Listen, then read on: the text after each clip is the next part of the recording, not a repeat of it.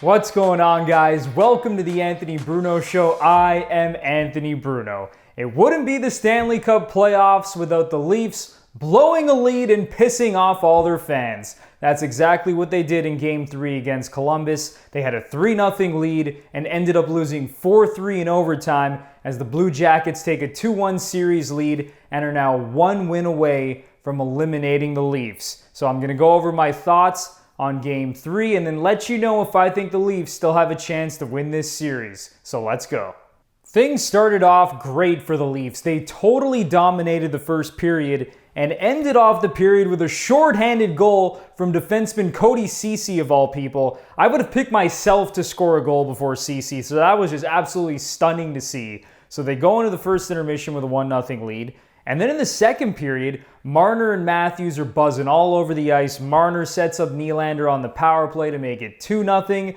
And then Nick Robertson, the rookie, scores his first career NHL goal. The emotion was just coming through the television. At that moment, it looked like the game was over. But then the Leafs allowed Columbus to cut the lead to 2 later in the period. And then it all went downhill from there. So after outplaying the Blue Jackets in the first 2 periods, Columbus was the better team in the third and was able to tie it up at 3 and send it to overtime. But I still felt pretty confident about the Leafs' chances because I thought they were the better team in the first 2 periods. They just looked like they were faster. They were getting more high-danger scoring chances. I mean, the Blue Jackets had their chances as well, and Freddie Anderson had to come up big a couple of times. But I just thought throughout the game, the Leafs were the better team until they kind of took their foot off the pedal in the third. So going into overtime, I still felt pretty good about Toronto's chances. And guess what? In overtime, the Leafs were the better team again. They were controlling most of the play. They were living in the offensive zone most of overtime. They were the more aggressive team. And it just seemed like they were going to break through at some point.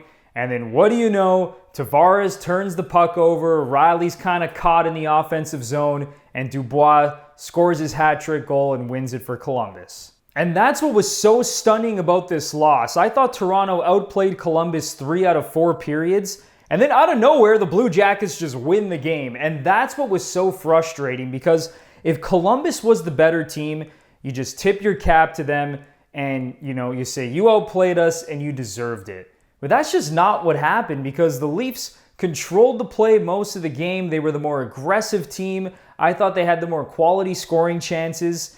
And then, every time they made a mistake, Columbus was there to capitalize and put the puck in the back of the net. And here's the thing with the Leafs. Their biggest enemy is not the Columbus Blue Jackets. It's the Toronto Maple Leafs because when the Leafs are at their best, you can just see they have more talent than Columbus. They're the better team. They control the play a lot more than the Blue Jackets. And then, out of nowhere, they're making mistakes and Columbus just walks into the zone and scores a goal. And it seemed like it just happened over and over and over. And here's where I think the Leafs are getting into a little bit of trouble. I love how aggressive they play in the offensive zone, how they try to get the D involved, how Morgan Riley's flying all over the ice, same with Travis Dermott and Tyson Barrie. But a lot of the times, they don't pick the right spots to be aggressive. The Blue Jackets were just capitalizing on those odd man rushes. So I think what the Leafs need to do is just be a little more cognizant of when the D are jumping into the play and making sure that someone's covering for them because Sheldon Keefe has kind of conditioned this team to just attack. And it's great because a lot of the times they're controlling the play. You're overwhelming the other team in their defensive zone. But then sometimes it comes back to bite you in the ass. So yes, it was an absolutely demoralizing loss for the Leafs. They're now 1 game away from elimination. But if I'm Toronto, I'm still feeling confident heading into Game 4. And here's the thing. Matthews, Marner, and Tavares, I thought, all played fantastic in Game 3.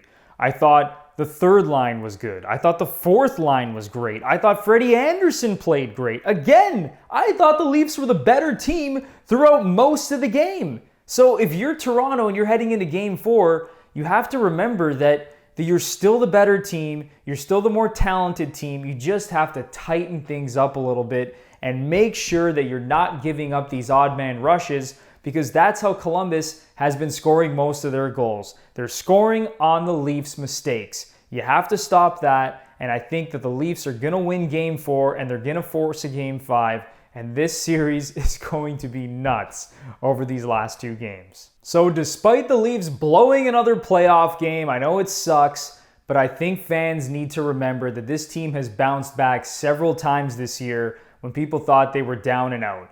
First, it was in February. They got blown out 5-2 against Pittsburgh, bounced back and beat the Penguins 4-0 in the next game.